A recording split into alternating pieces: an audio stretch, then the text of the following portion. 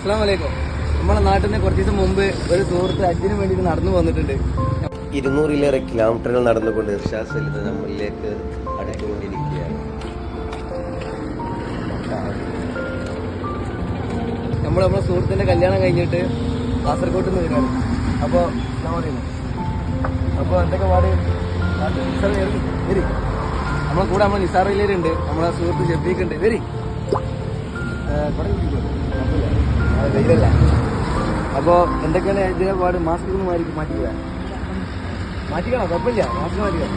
എൻ്റെ പ്രിയ സുഹൃത്തും കൂടിയാണ്, അപ്പോൾ നമ്മുടെ നാട്ടുകാരനാണ്, എല്ലാം കൊണ്ടാണ്. അപ്പോൾ എന്താ പരിശുദ്ധ ഹജ്ജ് നിർവഹിക്കാൻ വേണ്ടിയിട്ട്, അടുത്ത പ്രാവശ്യത്തെ ഹജ്ജ് നിർവഹിക്കാൻ വേണ്ടിയിട്ട് പോവുകയാണ്.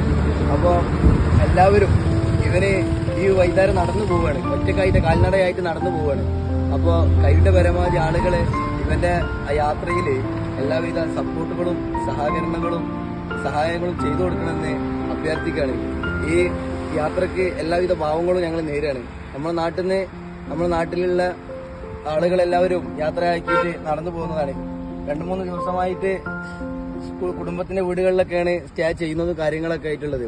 അപ്പോൾ അതുകൊണ്ട് ഇനിയുള്ള യാത്ര എന്ന് പറയുന്നത് ഫാമിലിയോ അങ്ങനത്തെ കാര്യങ്ങളോ സുഹൃത്തുക്കളോ ഒന്നും ഇല്ലാത്ത ഏരിയയിലൂടെ നടന്നു പോവുകയാണ്. അപ്പോൾ മാക്സിമം നമ്മളെ ആളുകൾ പള്ളിയാവട്ടെ അതുപോലെ തന്നെ സൗകര്യപ്പെടുത്തി കൊടുത്തുകൊണ്ട് ഇവർക്ക് താമസിക്കാനും മറ്റു കാര്യങ്ങൾക്കും വിശ്രമിക്കാനൊക്കെ ഉള്ള എല്ലാവിധ സൗകര്യങ്ങളും ചെയ്തു കൊടുക്കണമെന്ന് അഭ്യർത്ഥിക്കുകയാണ്.